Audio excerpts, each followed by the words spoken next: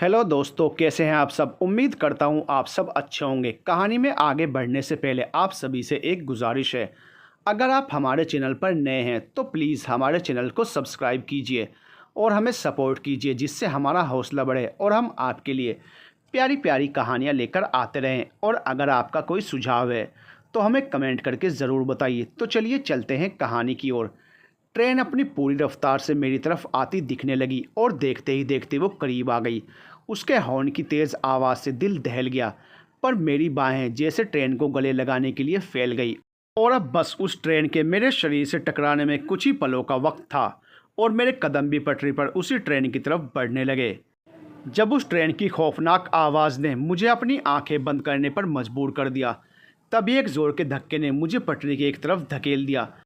मैंने मुड़कर देखा, ट्रेन अपनी रफ्तार से गुजर रही थी और उस पार कोई था जिसने मुझे धक्का देकर पटरी से हटाया था। उसकी नज़र में चाहे उसने मेरी जान बचाई हो, लेकिन मैं तो यहाँ खुद ही मरने आया था। ये क्या कर रहे थे, पागल तो नहीं हो? बेवकूफ़ी की भी हद होती है। अगर एक सेकंड भी और होता ना तो।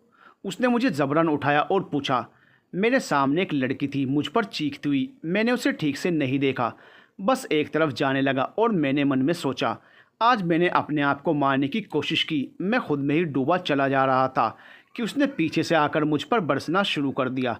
क्या कर रहे थे ट्रेन के सामने, मरने का शौक है क्या? मेरे मुंह से परेशान होकर ये निकल गया। तुमने क्यों रोका? चैन से कोई मर भी नहीं सकता क्या? आसपास सारा इलाका शांत था। शाम के इस वक्त इधर ज़्यादा लोग नहीं आते थे, पर ना जाने ये कहाँ से चली आई। मेरी बात सुनकर बोली, अच्छा तो तुम मरने आए थे। तुम तो सच में पागल हो, कहीं पागल खाने से तो नहीं भागे हो? मैंने एक नज़र उसे देखा और बोला, तुम कौन होती हो ये कहने वाली, और यहाँ सुनसान जगह में अचानक से क्यों आ गई? मैं तो अकेला था। देखो, पागल मत बनो, खुदकुशी करना गैर कानूनी है, उसने मेरे बराबर में चलते हुए कहा। मैंने रुककर उसे देखा और कहा, अगर एक बार और पागल कहा ना तो देख लेना, और मेरे मरने के बाद किसको सज़ा देगा ये कानून? उसने गुस्से से कहा। अरे ऐसी क्या आफत आ गई जो मरने चले हो? क्या इंसान को परेशानियां नहीं होती? तो क्या सब मरने चल देते हैं? मैं खामोश रहा, कुछ कहा नहीं। कहीं ना कहीं यही तो मैं भी कह रहा था खुद से कि क्यों मरना चाहता हूँ, क्यों मरने चला था। वो लड़की अजनबी थी, फिर भी दुनिया का हवाला देकर समझाने की कोशिश ही तो कर रही थी। वो आगे बोली, क्या लगता है अगर आज मर जाते तो क्या जो भी तकलीफ़ दर्द है उससे छुटकारा मिल जाता, या फिर अपने पीछे तुम अपनों को दर्द और तकलीफ़ देकर चले जाते? उसने मुझे चलने से रोका और सामने आकर आंखों में देखकर कहा, अगर आज ट्रेन के नीचे आकर मर जाते तो शायद कोई नहीं जानता कि तुम कौन हो। कोई फ़र्क नहीं पड़ता किसी को नाम क्या है, कहाँ से हो। लेकिन तुम्हारी फैमिली तो ये जानती ना कि ना जाने कहाँ चला गया वो, एक रात के बाद से लौटकर घर ही नहीं आया।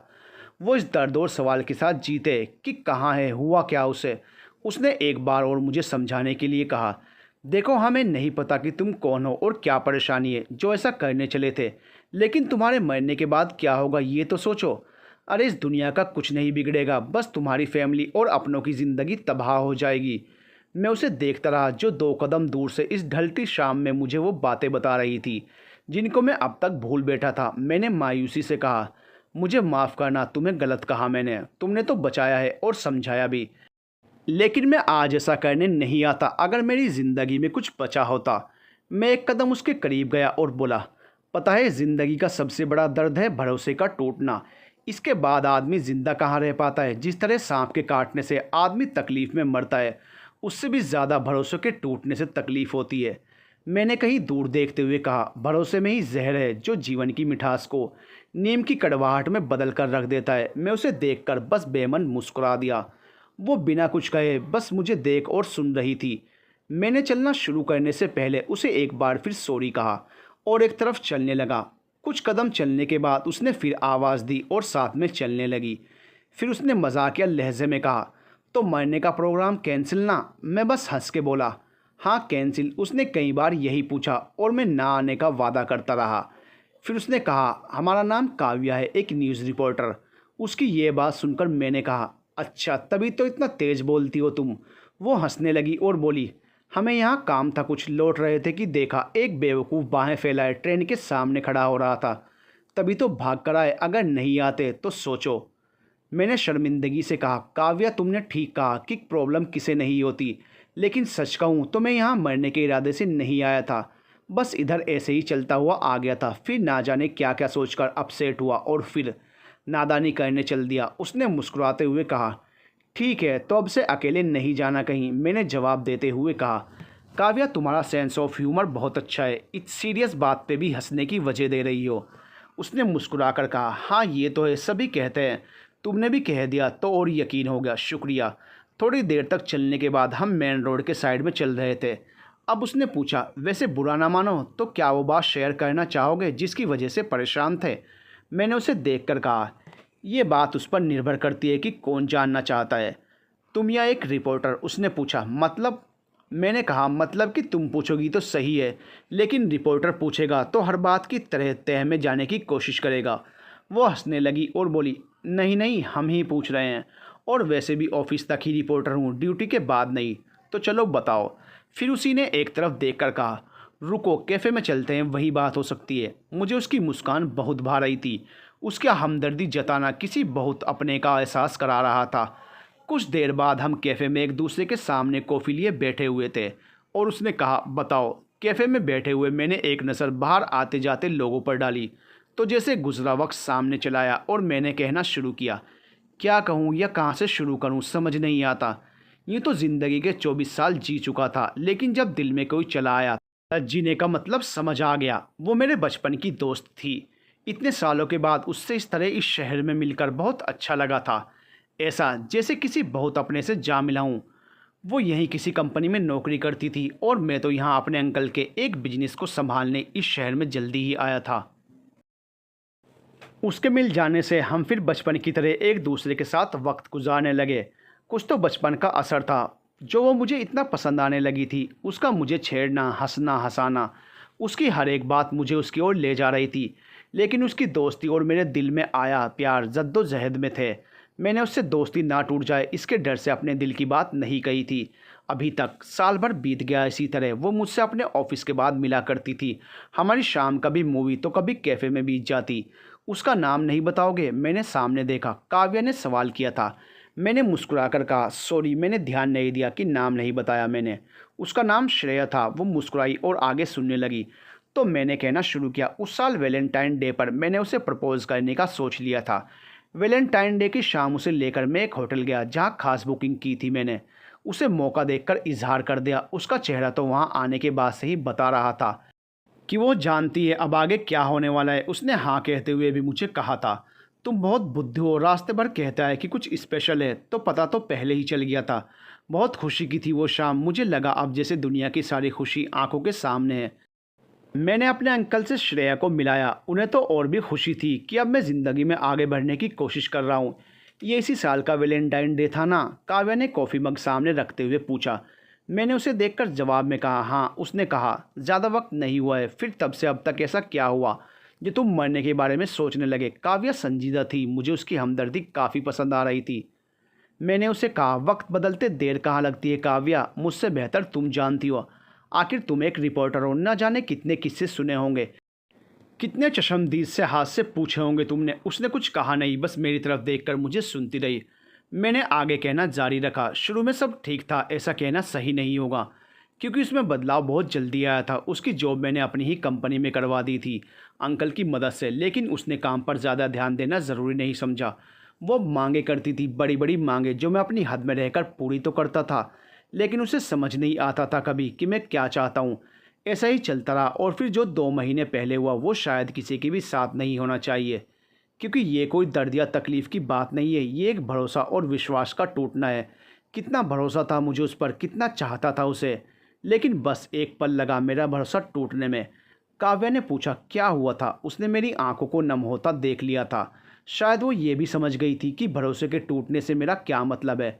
फिर भी मैंने उसे बताया, श्रेया और मैं साथ में ही रहते थे, एक ही फ्लैट में। एक दिन मुझे अंकल के कहने पर कहीं मीटिंग के लिए जाना था, जिसमें 2 या 3 रोज़ लगने ही थे। जाने वाली शाम को मैंने घर से निकलते वक्त श्रेया से कहा था, तुम फिक्र मत करना, मैं जल्दी ही लौट आऊँगा। उसके चेहरे पे हाथ रखकर मैंने जब ये कहा था तो वो गले लगकर बोली थी, तुम क्यों जा रहे हो, कितना अकेले हैं अब हम। मैंने उसे प्यार से कहा था, बस मीटिंग के बाद हम कहीं घूमने का प्लान बनाएंगे। अब खुश घर से निकलकर एयरपोर्ट पे आए मुझे आधा घंटा हो गया था। वक्त 10 बजे के आसपास का था। मैंने एक कॉल श्रेया को किया और उसे बताया कि वो सो जाए, मैं एयरपोर्ट पर आ गया हूँ। लगभग 10:30 बजे के बाद मेरी फ़्लाइट थी, लेकिन तभी अंकल का फ़ोन आया और उन्होंने कहा कि मीटिंग कैंसिल हो गई है, आने की ज़रूरत नहीं है, घर वापस लौट जाऊँ। ये सुनकर मुझे काफ़ी खुशी हुई थी। मैं एयरपोर्ट से बाहर आया और सोचा कि श्रेया को ये खबर दूँ या नहीं, लेकिन फिर मैंने उसे कॉल नहीं किया और घर के लिए चल दिया। उस वक्त लगभग 11 बज चुके थे और घर तक जाते जाते आधे घंटे से ज़्यादा तो लग ही जाना था। जब मैं घर के दरवाजे तक पहुंचा तो 12 बजने ही वाले थे। मैंने अपने फ्लैट की दूसरी चाबी से खोला ताकि श्रेया की नींद न खुल जाए। मैं फ्लैट में दाखिल हुआ और संभल कर आगे बढ़ा। कोई आवाज़ नहीं करना चाहता था मैं, यह कहकर मैं चुप हो गया तो काव्या ने मुझे चुप देखकर पूछा, चुप क्यों हो गए, बताओ क्या हुआ था। मैंने उसे देखा और अपनी भीगी नज़रें छिपाते हुए बोला। मैं जैसे ही बेडरूम के करीब पहुंचा तो कुछ अजीब आवाज़ों ने मुझे घेर लिया। वो आवाज़ें बेडरूम से आ रही थी। उन आवाज़ों में सांसों की तेज़ी और चूड़ी की खनक एक ताल में आ रही थी। सब समझकर भी मैं बुत बना खड़ा रहा, जैसे मेरे अंदर का सारा खून सूख गया हो। गुस्सा अब सर पर हावी होने लगा। ऐसा मन किया कि अभी दरवाज़ा तोड़कर अंदर जाऊं और श्रेया और जो कोई भी दूसरा है उन दोनों को मार दूं। लेकिन मैं ऐसा नहीं था। मैं तो उस दिन खुद से भी हार गया था। दिल बस टूटा होता तो शायद कुछ और बात होती। भरोसा टूट गया था। कुछ पल खुद को संभालने में लगे मुझे। फिर मैं फ्लैट के बाहर आकर बैठ गया। काव्या गंभीर थी मेरी बातें सुनकर। मैंने आगे कहा, उस रात बैठे बैठे ही सुबह को आते देखा था मैंने। सुबह 6 बजे मेरी ही फ्लैट का दरवाज़ा खुला। मैं कहीं छिपकर देख रहा था। पहले श्रेया का वो साथी निकला जो उसके पहले की जॉब में उसका हेड था, और उसके पीछे से श्रेया ने उसे कहा, अभी 2 दिन और हैं, हम इसी तरह मिल सकते हैं। काव्या ने मुझे देखकर कहा, तुमने कुछ नहीं किया। मैंने एक नज़र काव्या को देखा। उसे मेरे गम का एहसास था। मैंने आगे कहा, मैं कुछ मिनट बाद दरवाजे पे पहुंचा और डोरबेल बजा दी। दरवाज़ा खोलते ही श्रेया के मुंह से निकला, अभी तो। फिर मुझे सामने देखकर बौखला गई और नज़रें झुकाकर इधर उधर की बातें करने लगी। सब छुपाने की कोशिश करने लगी। मैंने बस इतना ही कहा, छिपाने की ज़रूरत नहीं है। मीटिंग कैंसिल होने के बाद देर रात ही मैं घर लौट आया था, और जो देखा सुना वो बयान करना मेरे बस का नहीं है। उसके सामने मेरी आंखों से बहते आंसू सवाल करते रहे कि क्यों, आखिर क्यों, और ये सब कब से। लेकिन उसने कुछ नहीं कहा। शायद उसकी शर्मिंदगी उसे कहने से रोक रही थी, या फिर शायद अब उसे मेरे दिल का ख्याल करने का सोचना ही नहीं था। काव्या चुप थी। ये सुनकर मैंने ही आगे उसे सब बताया। सारा दिन कयामत बनकर टूटा था मुझ पर। मैं बालकनी में खड़ा बीती ज़िंदगी को सोच रहा था कि यह सब कैसे हुआ कि तभी पीछे से श्रेया ने आवाज़ दी। उसे सुनकर भी मैंने अनसुना कर दिया था। लेकिन उसने आगे कहा, मैं जा रही हूँ। मैंने पलटकर उससे कहा, कहाँ जा रही हो। उसने नज़रें झुकाए हुए कहा, हमें माफ़ कर देना, लेकिन जो कुछ हुआ वो गलत नहीं था। वो हमें पसंद है, हम एक दूसरे को चाहते हैं। मैं एक पल चुप रहा और फिर मैंने उससे सवाल किया, तो फिर मेरे साथ। उसने बात काटते हुए आगे कहा, तुम जब मिले उस वक्त हमें ज़रूरत थी एक दोस्त की और पैसों की। तुमने दोनों ही पूरी कर दी थी। बस ये नहीं अंदाज़ था कि तुम हमें प्यार करते हो। लेकिन तुमसे इतने वक्त बाद मिलकर तुम्हारे इजहार को मना नहीं कर पाए हम। मैंने गुजारिश की उससे, मत जाओ, मैं सब भूलने को तैयार हूँ। तुम भी भुला दो और एक नई शुरुआत करो। उसने जवाब में बस ये कहा था, शुरुआत तो करनी है हमें, लेकिन तुम्हारे साथ नहीं। तुम्हें बहुत दुख पहुँचा दिया हमने। अब जब तुम्हारी ज़िंदगी से चले जाएंगे तो सब ठीक हो जाएगा। हमें माफ़ कर देना। मैंने क्या क्या नहीं कहा उसे रोकने के लिए, लेकिन वो नहीं रुकी। चली गई मेरी ज़िंदगी से, मेरे घर से। लेकिन काश वो मेरे दिल से भी ऐसे ही चली जाती, क्योंकि अब भी वो मुझ में ही है कहीं। हंस भी नहीं सकता और उसे याद करके रोना भी नहीं आता। आखिर क्या करूं, परेशान हो गया हूँ। Sir, bill. वेटर टेबल के पास आकर बोला। मैंने उससे बिल ले लिया तो काव्या ने कहा, तुम ठीक हो ना। उसकी आवाज़ में एक नरमी सी थी और उसके चेहरे पर एक हमदर्दी जिसकी सबसे ज़्यादा ज़रूरत थी मुझे। मैंने एक हल्की मुस्कान चेहरे पर लाने की कोशिश की और उसे देखने लगा। बिल भरने के बाद हम एक बार फिर उसी रास्ते पर थे। कुछ देर बस हम चलते रहे, कुछ बोल नहीं रहे थे। फिर काव्या ने कहा, तो यही वजह थी। मैंने हंसकर कहा, हाँ, लेकिन अपनी उस बेवकूफ़ी के लिए शर्मिंदा हूँ। कुछ देर और चलकर हम बस स्टॉप पर पहुँचे। एक बस को आता देखकर काव्या ने कहा, हमारी बस आ रही है, तुम फिर मिलोगे ना। उसके लहजे में एक चिंता फिक्र जैसा कुछ था। वो मुझे ना जाने क्यों थोड़ा सा अच्छा महसूस करा रहा था। मैंने जेब में हाथ डाले हुए कंधे उचकाकर कहा, शायद, या फिर इस भीड़ में मिल ना पाएँ। काव्या बस की तरफ बढ़ी और फिर पलटकर उसने मुझे अपना कार्ड दिया ताकि हम अगली बार मिल सकें। जाते जाते भी 2 बार कहकर गई कि फिर दोबारा वही हरकत नहीं करना। वो चली गई थी, लेकिन ऐसा लगा जैसे ये आखिरी मुलाकात नहीं है हमारी। काव्या से दूसरी मुलाकात में ज़्यादा वक्त नहीं लगा। यूं ही एक दिन एक पार्क में उसे अकेला बैठा देखकर मैं उसकी तरफ हो लिया। वो खामोश बैठी किसी ख्याल में खोई हुई थी। मैंने हल्के मजाकिया लहजे में कहा, अरे वाह, इतना बोलने वाली लड़की इतनी खामोश भी हुआ करती है। उसने नज़रें उठाकर देखा और पहचान कर बोली, तो आप हैं जनाब, यहाँ कैसे और कैसे हैं? मैंने उसके बगल में बैठते हुए बोला, बस यहीं से गुजर रहा था, वैसे अक्सर इस पार्क में आता हूँ, अभी तुम्हें देखा तो चला आया। तुम आज उदास लग रहे हो? काव्या ने बेझिझक सवाल किया। मैंने जवाब दिया, नहीं तो ऐसी कोई बात नहीं। वो हंसते हुए बोली, अरे मजाक था, तुम बहुत जल्दी सीरियस हो जाते हो। देखो जनाब, ये दुनिया है, हल्के में रखो, बोझ कम लगेगा। मैंने मुस्कुरा कर कहा, अच्छा ऐसा किस महान ने कहा है? वो एक पल सोचकर बोली, ये काव्या ने कहा है। वो कहकर ठहाके लगाकर हंसने लगी। उसके साथ मुझे भी हंसी आ गई। न जाने उसके उस मुस्कुराते चेहरे में क्या जादू था जो ज़िंदगी की परेशानी और गम को भुला दे रहा था और खिलकर हंसने की आज़ादी भी दे रहा था। अच्छा कल फ्री हो क्या? अचानक ही काव्या ने पूछ लिया। मैंने कहा, कल क्यों? उसने मुस्कुरा कर कहा, कल हैदराबाद जाना है, तुम चलोगे? मैंने अजीब तरह से उसे देखा तो वो बोली, क्या हुआ, इतना क्यों सोच रहे हो? मैंने असमंजस में उसे कहा, तुम्हें नहीं लगता कि हम बस अभी मिले हैं? और उसने मेरी बात बीच में ही रोक दी और ख़ुद उठी और अपना बैग लेकर बोली, क्या यार, कभी बिना प्लानिंग के कुछ किया है? वहाँ मुझे जाना है, एक छोटा सा काम है और काफ़ी वक्त है। अगर मुझ पर भरोसा है कि तुम्हारा किडनैप नहीं करेंगे हम, तो कल तैयार है ना? वो बिना मेरा जवाब सुने चली गई। उसके जाने के बाद भी मेरे होठों पर उसकी दी हंसी बनी रही। उसका बेबाक अंदाज न जाने क्यों मुझे बहुत भा रहा था। अगले दिन वो एक प्राइवेट गाड़ी में आई थी और कुछ ही देर में हम हैदराबाद के रास्ते पर थे। गाड़ी वो खुद ड्राइव कर रही थी। पता नहीं क्यों मेरी नज़र उसके चेहरे से हट ही नहीं रही थी। खुली खिड़की से आती हवा उसके बालों को लहरा रही थी।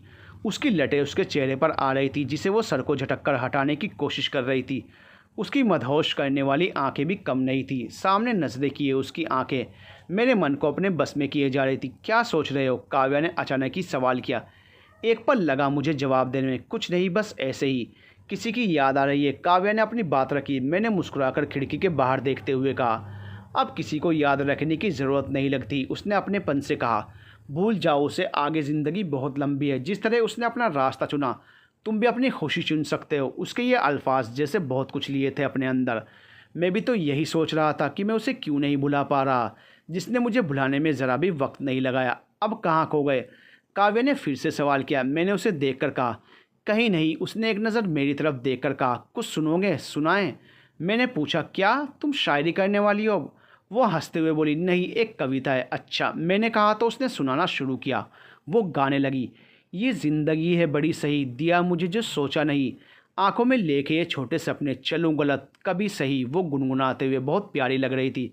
वो कविता की लाइन जैसे मेरे लिए ही गा रही थी। इसी तरह सफ़र भी कट गया और हैदराबाद आ गया। काव्या की बातों में हैदराबाद का काफ़ी जिक्र था। उसने बताया था यहाँ क्या देखने के लिए, क्या कितना पुराना है और ना जाने क्या क्या। काव्या की बातों में उसका काम झलकता था कि उसे अपना काम कितना पसंद है। हैदराबाद की शाम भी बाकी शामों की तरह ही गुजरती अगर वो ना हुआ होता जो हुआ। उस शाम जब मैं काव्या को इमारतों की फ़ोटो लेते देख रहा था तो बस उसे देखता ही रह गया। मन में सवाल आने लगे थे कि क्यों मेरी नज़रें उसके चेहरे से हटना नहीं चाह रही थी, क्यों उसकी बातें इतना सुकून देने लगी थी। ऐसा क्यों था, समझना मुश्किल होता जा रहा था मेरे लिए।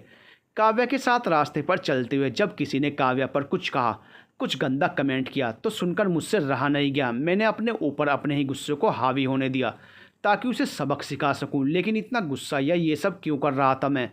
काव्या तो मुझसे बस अभी मिली है, तो कैसे उसके लिए मेरे दिल में कुछ आ सकता है? कुछ लोग और आ गए और लड़ाई रोकने लगे। किसी तरह काव्या मुझे वहाँ से लेकर आई और दूर एक जगह पर वो रुकी और उसने मुझसे पूछा, क्या हुआ था अभी? ऐसे लोग तो हर जगह हैं जो किसी को भी कुछ भी बोलते हैं, सबको जवाब नहीं दिया जा सकता। तो इतना गुस्सा क्यों था तुम्हारा? मैंने खुद को बचाते हुए कहा, तुमने सुना नहीं उसने तुम पर क्या कहा था? वो बोली, सुनो, किसी के कुछ भी बोलने से कुछ नहीं होता, लेकिन तुम्हें गुस्से में इस तरह देखकर हमें अच्छा नहीं लगा। काव्या ने यह कहते वक्त अपना हाथ मेरे कंधे पर रख दिया। उसका इतने करीब होना मेरे अंदर कुछ एहसास जगा रहा था, कुछ नए और जाने पहचाने से एहसास। आई एम सॉरी, मैंने कहा तो काव्या खुश हो गई। उसी शाम हम लौट आए। वापस आकर हम बस अपने अपने रास्ते जाने ही वाले थे। अच्छा, अपना ख्याल रखना और सुनो, संडे को मिलते हैं, काव्या ने कहा और जाने को हुई। पर मैंने पीछे से कहा, नहीं, अब मिल नहीं पाऊँगा। मेरी आवाज़ में लड़खड़ाहट थी, जैसे जो मैं कह रहा हूँ वो मैं कहना नहीं चाहता। वो रुक गई, मेरी तरफ पलटी और बोली, क्यों, ये क्या कह रहे हो? मैंने हिचकिचाते हुए कहा, काव्या, मैं और तुम इस तरह मिल रहे हैं, समझ रही हो ना?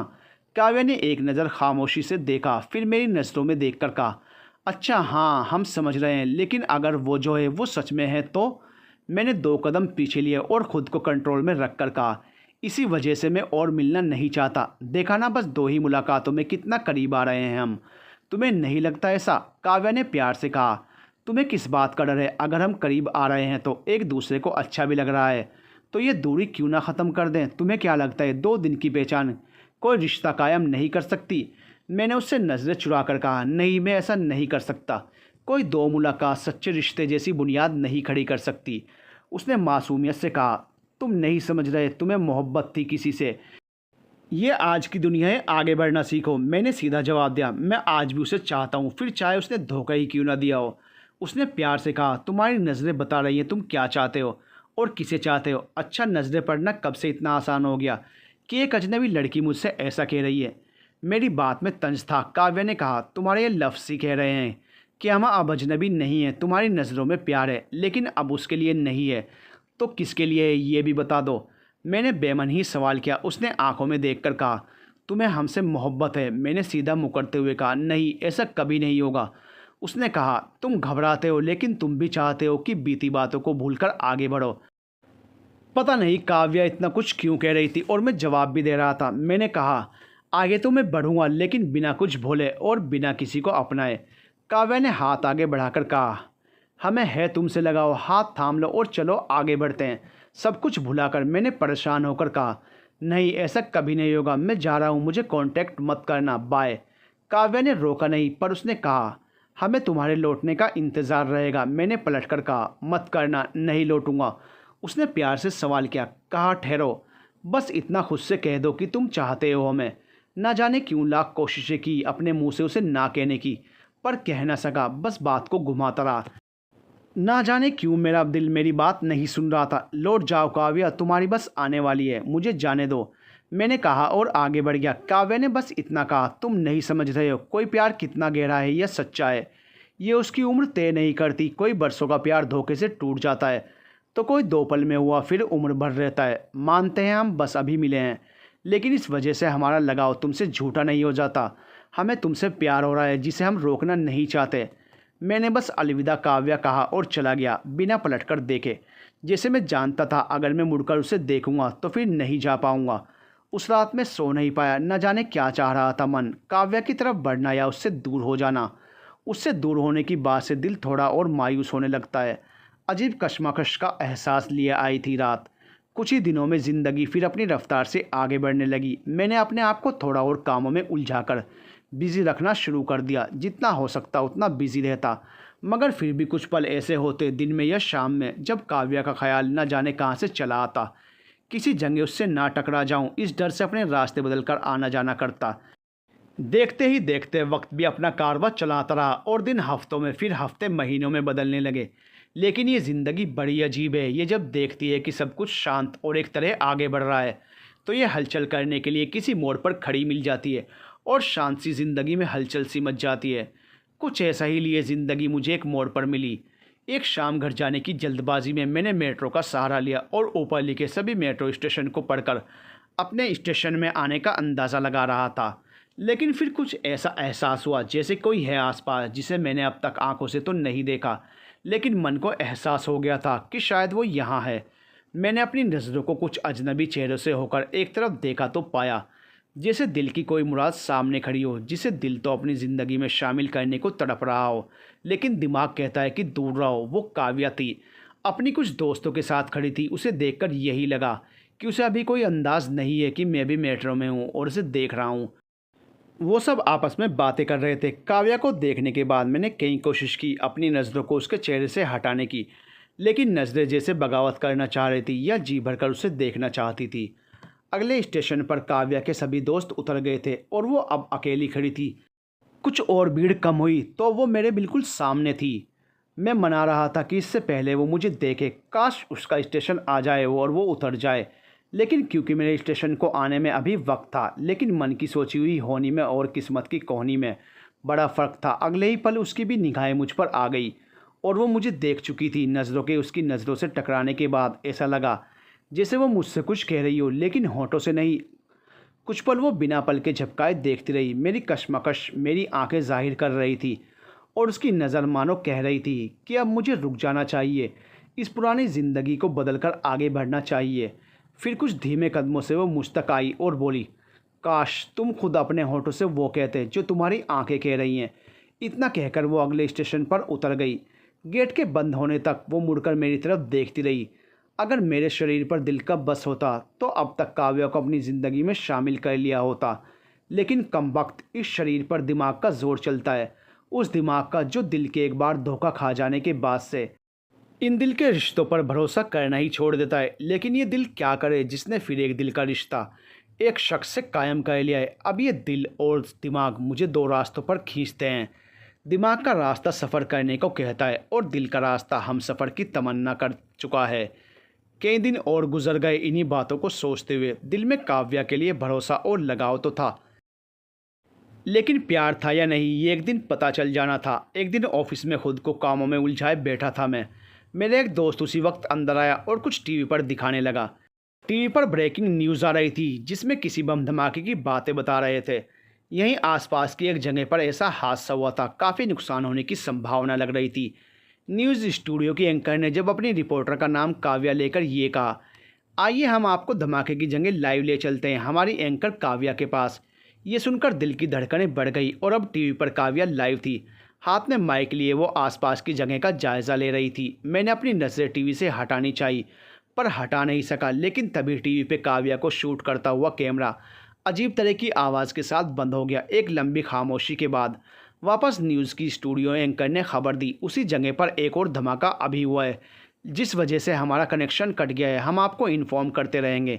इतना सुनते ही मेरे पैर कांपने लगे। काव्या वहीं है ऐसा सोचकर ही दिल की धड़कनें बढ़ने लगी। मैंने बिना कुछ सोचे समझे वहां जाने का फैसला कर लिया। बिल्डिंग की सीढ़ियों से नीचे उतरने लगा। मेरे पीछे मेरा दोस्त भी हो लिया। वो पूछता रहा कि क्या हुआ, लेकिन मैंने कुछ नहीं कहा। कुछ ही देर में हम गाड़ी में बैठे उस जगह के लिए निकल गए थे। करीब 1 घंटे के अंदर हम वहां पहुंच गए। इस भयानक मंजर में, उस जगह लोगों की भीड़ में मुझे किसी को ढूंढता देख दोस्त ने कहा, किसे ढूंढ रहा है तू? मैंने उसे बस उस रिपोर्टर को जो टीवी पर आ रही थी ये कहकर आगे बढ़ गया। वो मंजर खौफनाक था। हर तरफ अफरा तफरी, लोग जख्मी हालत में इधर उधर हो रहे थे। कुछ एम्बुलेंस की गाड़ियां और वहीं पर कुछ डॉक्टर जख्मी लोगों को देख रहे थे। यहाँ किसी का कोई अपना मारा गया था तो कोई अजनबी को बचाने की कोशिश में था। जो ठीक थे वो जख्मियों की मदद कर रहे थे। वहीं एक तरफ एक लिस्ट लिए एक आदमी था जिसे लोग ये पूछते कि क्या उनका कोई अपना इस नाम का उस लिस्ट में है। वो लिस्ट उन खोए हुए की थी जो अब तक मिल नहीं पा रहे थे।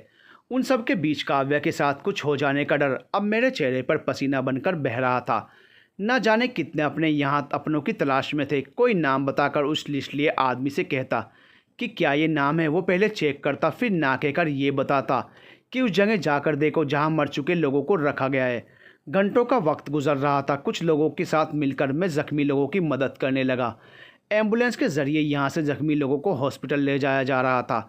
वक्त बोझ बना हुआ था यहाँ सब पर। काव्या अब तक मुझे नहीं मिली थी और ना ही कुछ पता चला था। 5 घंटों की मौत और ज़िंदगी की लड़ाई में जूझने के बाद ज़्यादातर लोगों को हॉस्पिटल ले जाया जा चुका था। काव्या की तलाश मुझे अब हॉस्पिटल तक ले आई थी। यहाँ आते ही उसी अफरा तफरी के माहौल ने मुझे घेर लिया था। यहाँ भी वही जद्दोजहद जारी थी, अपनों को तलाशने की मेहनत। होंठों पे दुआएं लिए लोग यहाँ वहाँ हो रहे थे। न जाने कितनों का कुछ पता नहीं था, न जाने कितनों ने इस दुनिया को अलविदा कह दिया था। लोगों को जनरल वार्ड में रखा है ये जानकर मैं उस तरफ हो लिया। उसमें जितने लोग आ सकते थे उससे ज़्यादा वहाँ मौजूद थे। काव्या को ढूंढता हुआ मैं हर तरफ नज़रें दौड़ाने लगा। फिर एक उम्मीद की किरण दिखी। एक बेड के पास काव्या के दोस्त खड़े थे जिनको मैंने मेट्रो में उसके साथ देखा था। मैं तेज़ी से उनके करीब गया और घंटों की तलाश और डर का बोझ मेरी कांपती आवाज़ में साफ जाहिर होने लगा था। मैंने पूछा, काव्या कहाँ है? वो ठीक है? कहाँ है वो? उन सब पर बरस पड़ा था मैं। अपने सवाल लिए मैंने गुस्से में सर पकड़कर कहा, कैसे उसे इस तरह के हालात में भेज दिया न्यूज़ वालों ने? उसे कुछ हो गया तो? मेरी आवाज़ में फिक्र झलक रही थी। हम ठीक हैं। ये सुनकर मैंने नज़रें घुमाई तो देखा काव्या अपने हाथ पर पट्टी बंधवा रही थी। उसे देखकर एक गहरी सांस सीने में उतरी और मैं खड़े खड़े घुटनों पर बैठ गया। वो दौड़कर मेरे पास आई और बोली, हम ठीक हैं, कुछ नहीं हुआ। तुम यहाँ कैसे आ गए? वो मुझे थामे मेरे कंधों पर अपना हाथ रखकर मुझे देख रही थी। मैंने हाफती आवाज़ में कहा, टीवी पर तुम्हें लाइव देख रहा था, अचानक कैमरा बंद हो गया और न्यूज़ मिली कि एक और धमाका हुआ है। बस फिर मैं उस जगह गया, तुम्हें घंटों से ढूंढ रहा हूँ। उसके बाद यहाँ हॉस्पिटल चला आया तो मेरी हाफती सांसें और मेरे डर को काव्या एक नज़र में समझ गई थी। काव्या ने आगे बढ़कर मुझे गले लगा लिया और कहा, जिस वक्त दूसरा धमाका हुआ तब हम उस जगह से काफ़ी दूर थे। ये हाथ की चोट हमें रास्ते में लगी थी, घबराने की ज़रूरत नहीं। कुछ देर बाद सब लौटने लगे। काव्या की न्यूज़ चैनल की तरफ से जो गाड़ी थी उसी में मैं भी था। सब खामोश थे, वापस जा रहे थे सब। काव्या मेरे सामने की सीट पर थी। उसकी दोस्त ने मुझसे पूछा, तो आप कब से ढूंढ रहे हैं? मैंने जवाब दिया, दोपहर से। काव्या ने नज़रें झुकाए कहा, आई एम सॉरी, हमारी वजह से परेशान हुए। मैंने कहा, नहीं, तुम्हें ठीक देखकर बहुत अच्छा लगा। हम एक दूसरे को देखने लगे कि उसकी एक दोस्त ने मेरा जिक्र करते हुए काव्या से कहा, तो यही हैं वो जनाब जिनका जिक्र करती रहती हो तुम। काव्या बस चुप रही, कुछ नहीं कहा। मैं भी खामोश ही रहा। गाड़ी उसके ऑफिस जा रही थी, इसलिए काव्या और मैं रास्ते में उतर गए और पैदल चल दिए। हम मेट्रो से लौटने वाले थे। रास्ते में चलते हुए जब नज़रें एक दूसरे को देख लेती तो एक हल्की मुस्कान चेहरे पर सुकून की तरह बिखर जाती। हमें क्यों ढूंढ रहे थे तुम? अब इसे हम क्या समझें? काव्या ने पूछा। तो मैंने बस एक पल उसे देखा पर कुछ नहीं कहा, बस चलता रहा। काव्या ने मेरा हाथ पकड़कर मुझे रोक लिया और कहा, हम सीरियस हैं, बताओ आखिर तुम्हें हमसे प्यार नहीं या कोई बात रखना नहीं चाहते हो? क्यों आज इस तरह हमें ढूंढ रहे थे? क्यों परेशान थे? अगर सच में कुछ हो जाता तो क्या करते? मैंने बेचैनी से कहा, नहीं जानता क्यों तुम्हें पागलों की तरह ढूंढ रहा था। नहीं जानता कि तुमसे क्या है। तुम्हें दूर करता हूँ क्योंकि याद नहीं करना चाहता, और अगर तुम्हें देख लूँ तो लगता है तुमसे जुड़ रहा हूँ। और अगर आज तुम्हें कुछ हो जाता तो शायद एक बार फिर मैं उसी पटरी पर जाकर खड़ा हो जाता, और इस बार तुम भी नहीं होती बचाने के लिए। वो मेरे करीब होकर गले से लग गई। उसकी आंखें भरी थी और वो बोलती रही कि हमें पता है तुम्हें हमसे प्यार है। मैं उसे बाहों में भरता रहा, फिर भी कहता रहा कि नहीं है, मुझे तुमसे प्यार नहीं है। उसने रुआसी आवाज़ में भी मुस्कुराते हुए कहा, है, प्यार है और जानते हैं करते हो। अब कह दो वरना। मैंने धीमे से पूछा, वरना क्या? वो एक तरफ हुई और फिर बोली, वरना, और फिर एक तरफ तेज़ कदमों से जाने लगी। मैंने पूछा, लेकिन जा कहाँ रही हो? उसने आंसुओं को पोंछते हुए कहा, वहीं जहाँ पहली बार मिले थे हम। मैंने सवाल किया, लेकिन क्यों, किस लिए? एक बार तुम मरना चाहते थे, आज हम वहाँ जा रहे हैं। काव्या बोली तो मैंने उसे रोक लिया और कहा, तुम क्यों मरना चाहोगी? वो सीरियस होकर आंखों में देखकर थोड़ा गुस्से से बोली, क्यों मरने का ख्याल बस तुम ही को आता है? सिर्फ अपने दर्द और तकलीफ़ के बारे में सोचते हो, कभी हमारे बारे में सोचा है? तुमसे मिलकर हमें अच्छा लगा, पसंद आए, अपने से लगे। तुम्हें क्या पता जो दर्द तकलीफ़ तुम्हें है वो सिर्फ तुम ही को है। हम तुम्हें चाहते हैं लेकिन तुमने हमें खुद से दूर कर दिया। हम चुप रहे, तुमने दूरी बनाई तो हम भी दूर रहे, लेकिन तुमसे दूर रहना मुश्किल होता रहा हमारे लिए। काव्या ने प्यार से मेरा हाथ थाम कर कहा, मानते हैं कि किसी ने तुम्हें दर्द दिया, धोखा दिया, लेकिन ये गलत है कि तुम सबको उसी नज़र से परखो। तुम्हें तुम्हारा पहला प्यार नसीब नहीं हुआ तो क्या हुआ? तुम्हें क्या लगता है दूसरी बार इश्क नहीं होता? कभी सोचा है कि जिसे तुम अपना दूसरा समझ रहे हो वो किसी का पहला भी है, जिसे तुम ठुकरा रहे हो? तुमने हमसे पूछा कभी? माना कि तुम हमें चाहते हो लेकिन अपना कल भूलना नहीं चाहते और ना अपनाते हो, लेकिन ये तो याद रखो ये हमारा तो पहला है ना। काव्या की भरी आंखें देखकर उसकी सच्चाई मेरे जहन में उतर गई। उसका कहा हुआ हर एक अल्फाज सही था। मैं भी खुर्दगर्ज हो रहा था, उससे भी और खुद से भी। काव्या ने सही कहा था कि कभी कभी पहला इश्क पहला नहीं हो पाता और दूसरा बनकर मिल जाता है। मैंने काव्या के गाल पर हाथ रखकर कहा, तुम सही हो काव्या। मैं ही अपने गुस्से कल के साथ उलझ रहा था, न जी पा रहा था और ना ही जीने दे रहा था। तुमने सही कहा कि हम नहीं जानते कब हमें वो मिल जाए जो हमें मिलना है, अब वो चाहे पहली बार में हो या दूसरी बार में। मैंने उसके आंसुओं को पोंछते हुए कहा, आई एम सॉरी काव्या, और आज एक वादा कर लो। उसने मुस्कुराते हुए कहा, कहो, हमें सारे वादे कबूल हैं। मैंने मुस्कुराकर कहा, मेरे साथ हमेशा ही ऐसे ही रहना, मुझसे ज़्यादा समझदार बनकर, और ये हाथ हमेशा थामे रहना। और हाँ, एक बात और। उसने नज़रें उठाई तो मैंने कहा, और उस पटरी पर मत जाना। वो ये सुनकर मुस्कुराने लगी। आज भी वो उस दिन की तरह बहुत हसीन लग रही थी। पूरे चांद की रोशनी उस पर उतर रही थी। वो करीब आई और धीरे से उसने कंधे से अपना सर टिका दिया। इसी तरह हम साथ साथ चलने लगे, हाथ थामे। हमारी परछाई भी हमारे साथ आगे मिलकर बढ़ रही थी। कभी कभी हमें पहला इश्क पहली दफ़ा में नहीं मिलता है।